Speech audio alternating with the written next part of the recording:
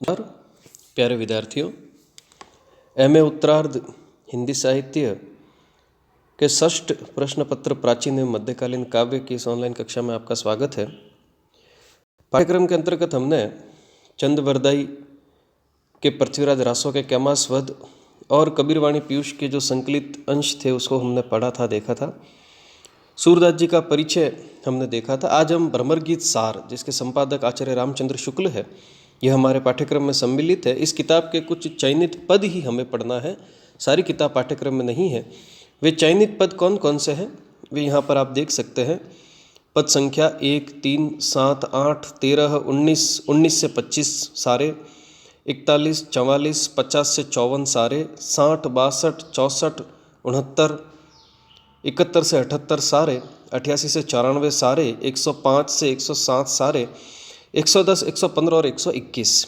ये वे पद है जो हमारे पाठ्यक्रम में सम्मिलित है।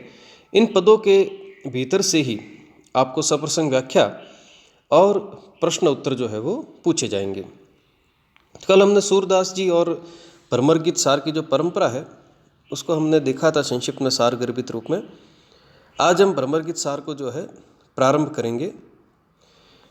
भ्रमरगीत सार जो है भ्रमरगीत पर आधारित है और इसके संपादक जो है वो आचार्य रामचंद्र शुक्ल है। भ्रमरगीत को अलग अलग विद्वानों ने अपनी अपनी तरह से, अपने अपने दृष्टिकोण से संकलित किया है।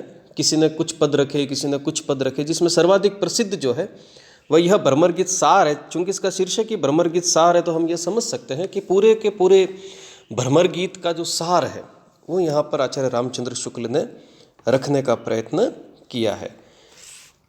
भ्रमरगीत को पढ़ने से पहले हम इसकी संक्षिप्त भूमिका जो है वो पृष्ठभूमि समझ लेते हैं कि यह भ्रमरगीत क्या है और क्यों इसकी लेखन की परंपरा लंबी चली, कैसे इसमें जो है वो निर्गुण पर सगुण की प्रतिष्ठा जो है वो की जाती है, और सूरदास जी की क्या क्या मौलिकता है वो हमने कल भी देखा था। और उसको पढ़ते हुए हम इसे और भी समझेंगे कि किस प्रकार कवि सुर ने जो है वो नए दृष्टिकोण के साथ भागवत का जो भ्रमरगीत है उसमें अपनी मौलिकता जोड़ते हुए कैसे इसको नए तरीके से प्रस्तुत किया है।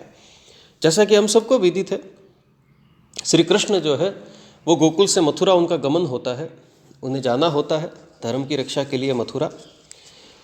मथुरा जाने के पश्चात गोकुल में जो है, ब्रज में जो है, पीछे उनके भक्तगण जो ग्वाले गोपिकाएँ हैं, उनके माता पिता नंद बाबा, यशोदा है, राधा है, उन सब की स्थिति जो है वह बड़ी विकट हो जाती है प्रभु श्री कृष्ण के वियोग में। वे रात दिवस उनके प्रेम में डूबे हुए हैं, उनकी प्रतीक्षा करते हैं कि कब कृष्ण लौटेंगे। उधर मथुरा में कृष्ण के एक मित्र है जिनका नाम है उद्धव। उद्धव का मतलब ही भ्रमर होता है, भंवरा होता है।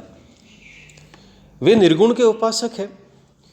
उद्धव बार बार कृष्ण को जो है वह अपने निर्गुण साधना पद्धति के बारे में बताते हैं, अपने निर्गुण की महिमा के बारे में बताते हैं। कृष्ण सुनते हैं, क्योंकि कृष्ण तो सब जानते हैं। मन में बहुत अधिक जब हो जाता है तो कृष्ण मन में विचार करते हैं कि क्यों ना उद्धव को जो है गोकुल भेज दिया जाए। इसके पीछे उनके दो मंतव्य है। एक तरफ वे ये भी सोचते हैं कि चूंकि गोकुल वाले जो है वो मेरे वियोग में, मेरे दुख में पीड़ित है, त्रस्त है, संभव है उद्धव उन्हें जाके जो है निर्गुण का, योग का, जिस ईश्वर का कोई नाम नहीं, कोई प्रकार नहीं, उसका उपदेश देंगे। तो यदि निर्गुण साधना पद्धति को गोकुल वाले अपना लेते हैं तो उनका दुख कम हो जाएगा। ये गौण मंतव्य है। प्रमुख मंतव्य यह है कि क्यों न उद्धव को जो है वो प्रेम की परिपाटी सिखा दी जाए, क्यों न उद्धव को जो है वो यह बताया जाए कि सगुण भक्ति जो है वो किस प्रकार निर्गुण भक्ति से अधिक प्रभावशाली है और किस प्रकार उसका प्रभाव और महात्म्य जो है वो निर्गुण से अधिक है। तो इसकी सबसे श्रेष्ठ पाठशाला जो है वो ब्रज भूमि से अतिरिक्त और कोई दूसरी नहीं हो सकती थी। तो कृष्ण जो है वो उद्धव को ब्रज भेजते हैं कि हे उद्धव, मैं आपके इस निर्गुण के ज्ञान से, इस उपदेश से बड़ा प्रभावित हुआ हूँ और मेरी यह मंशा है कि आप इस उपदेश को लेकर गोकुल जाए, ब्रज जाए, और वहाँ पर भी जो मेरे भक्तगण हैं, जो ग्वाले हैं, जो गोपिकाएँ हैं, राधा को, नंद बाबा को, माँ यशोदा को आप ये उपदेश दीजिए ताकि वो जो है वो मेरे विरह में दग्ध न हो, पीड़ित न हो, वे निर्गुण की उपासना करे और सुखी रहे। तो अब देखिए, कृष्ण जो है वो उद्धव को मथुरा प्रस्थान के लिए जो है वो तैयार कर रहे हैं और उनकी बातचीत से जो है वो हमारा भ्रमर गीत सार प्रारंभ होता है। पद संख्या 1 हमारे पाठ्यक्रम में संकलित है। श्री कृष्ण का वचन जो है वो उद्धव के प्रति देखिए, ये राग सारंग है, ये राग के नाम भी आपको बार बार बीच बीच में मिलेंगे। ये सारा का सारा काव्य जो है वो गेय है, इसे गाया जा सकता है, इसलिए इसमें राग का जो है वो ऊपर उल्लेख किया गया है। देखिए क्या कह रहे हैं कृष्ण उद्धव को। पहिले करी प्रणाम नंद सो समाचार सब दीजो, और वहाँ वृष भानु गोप सो जाए सकल सुधि लीजो। श्री दामा आदिक सब ग्वालन मेरे हु तो भेटियो, सुख संदेश सुनाए हमरो गोपिन को दुख मेटियो। मंत्री इक वन बसत हमारो ताही मिले सचु पाइयो, सावधान वे मेरे हो तो ताही माथ नवाइयो।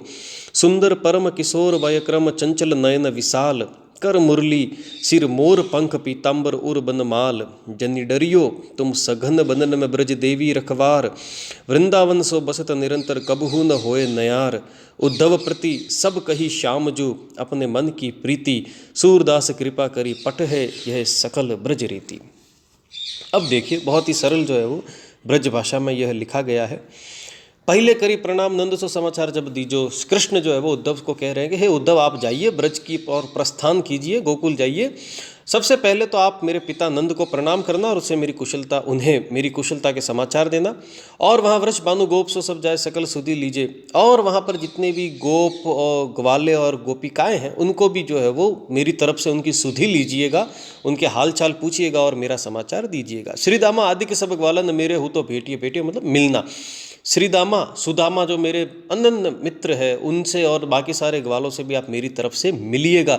सुख संदेश सुनाए हमारा मेरा सुख कि मैं यहाँ सुखी हुई है संदेश उनको सुनाइएगा, और गोपिन को दुख मिटियो, ग्वालिकाएँ जो भी ग्वालिने हैं उनके दुख को मिटाने का प्रयत्न कीजिएगा। मंत्री एक बंद बसत हमारो ताही मिले सचु पाइयो। यहाँ मंत्री का जो संकेत है वह राधा की ओर है कि वह भी जो है वो हमारे एक मंत्री रूपी राधा भी वहाँ पर मौजूद है जो वन में बस रही होगी। सच्चाई से उन्हें भी मिलिएगा, सावधान हो मेरे उतता ही मात नवाइए, बड़ी सावधानी से उन्हें मेरी तरफ से अपना शीश नवाइएगा। सुंदर परम किशोर वैक्रम चंचल नयन विशाल, वह बड़ी अनुपम है, सुंदर है, किशोरावस्था में है और उसके नयनों में आपको चंचलता जो है वो मिलेगी। हाथ में मुरली मिलेगी, सिर पर मोर पंख होगा, पीताम्बर उनमें उसने पीताम्बर धारण किया हुआ होगा, और अपनी वक्ष स्थल पर जो माला है वह भी उन्होंने धारण की हुई होगी। जनि डरिए तुम सघन वनन, बड़ा सघन वन है वहाँ पर, लेकिन तुम डरना मत, ब्रज देवी रखवार, ब्रज की देवी तुम्हारी रखवाली करेगी। वृंदावन सो बसत निरंतर कबहू न होए नियार, वृंदावन इतना सुंदर है कि वहाँ पर जो है वो हमेशा ही सुखपूर्ण माहौल रहता है। उद्धव प्रति सब वचन कही श्याम जो अपने मन की प्रीति, जो भी चूँकि श्री कृष्ण भी जो है वो ब्रज के प्रेम में डूबे हुए हैं, तो वे सारा का सारा जो प्रेम था ब्रज का उनके प्रति वह उन्होंने प्रकट किया। सूरदास कृपा करी पठे यह सकल सब रीति। और सूरदास का कवि सुर कहते हैं कि इस प्रकार प्रभु श्री कृष्ण ने सारी की सारी रीति नीति जो है वो उद्धव को समझा दी, और मन ही मन यह विचार किया कि अब देखते हैं आगे क्या होता है। ब्रज की सारी रीति उन्हें समझा दी, पढ़ा दी, और उनको जो है वो प्रस्थान करने के लिए कहा। अब देखिए पद संख्या 3 में जो है वो आगे क्या कहा जा रहा है, श्री कृष्ण क्या कह रहे हैं। यह राग बिलावल है। तब ही उपसंगुत आए गए, उपसंगुत का मतलब उद्धव, वह आए गए, आ गए, तैयारी कर ली उन्होंने। सखा सखा कछु अंतर नाही, भरी भरी अंक लाए। श्री कृष्ण और उद्धव दिखने में बिल्कुल एक जैसे हैं, इसलिए कवि सुर कह रहे हैं कि सखा सखा, मित्र मित्र में कोई अंतर नहीं है। दोनों ने एक दूसरे को हृदय से लगाया, गले से लगाया। अति सुंदर तन श्याम सरी को देखत हरि पुछताने। प्रभु श्री कृष्ण ने जो है वो उपसंगुत का, उद्धव का इतना सुंदर शरीर और अनुपम रूप देखा, और देख कर मन ही मन पछताने लगे, और पछता कर उनके मन में क्या भावना आई, ऐसे को वैसी बुद्धि होती ब्रज पटवे तब आने, कि इतने सौंदर्य से परिपूर्ण पुरुष को, इतने जो है वो अच्छे व्यक्ति को ये क्या बुद्धि लग गई निर्गुण की, चलो इनको ब्रज भेजते हैं, ये जो है वहाँ से पाठ पढ़कर आएंगे। ऐसे को वैसी बुद्धि होती ब्रज पटवे तब आने, या आगे रस काव्य प्रकाशे जोग वचन प्रगटावे। यह रस काव्य मधुरता के आगे जो है वो कटु निर्गुण की बात करते हैं। ये सूर्य ज्ञान दृढ़ या के हृदय युवती जोग सिखावे। चलो इनको ब्रज भेज दिया जाता है कि या तो ये वहाँ की ग्वालिनों को, मेरी भक्तिनों को जो है वो युवतियों को ब्रज ये योग सिखा देंगे, या स्वयं परिवर्तित हो जाएंगे। कवि सुर कहते हैं कि इस प्रकार मन में यह दृढ़ निश्चय करके कृष्ण ने जो है वो विचार किया कि चलो इनको ब्रज भेज दिया जाए। आगे देखिए, पद संख्या 7 में कृष्ण उद्धव को क्या कह रहे हैं।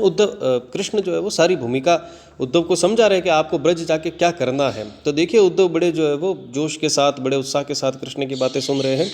उद्धव यह मन निश्चय जानो, कृष्ण कहते हैं कि हे उद्धव, हे मित्र, तुम यह बात अपने मन में निश्चय रूप से जान लो। मन कर्म वचन में तुम्हें पटावत ब्रज को तुरंत पलानो, कि मैंने तो मन कर्म और वचन से तुम्हारे निर्गुण को जो है वो समझ लिया है, तुम ब्रज जाओ, वहाँ समझाओ। पूर्ण ब्रह्म सकल अविनाशी जाके तुम हो ज्ञाता, तुम पूर्ण ब्रह्म सकल अविनाशी निर्गुण निराकार ईश्वर के ज्ञाता हो। रूप रेख न रूप जाति कुल नहीं, जाकी नहीं पितु माता, जिसका न तो कोई रूप है, न रंग है, न माता पिता, कुछ भी नहीं है जिसके।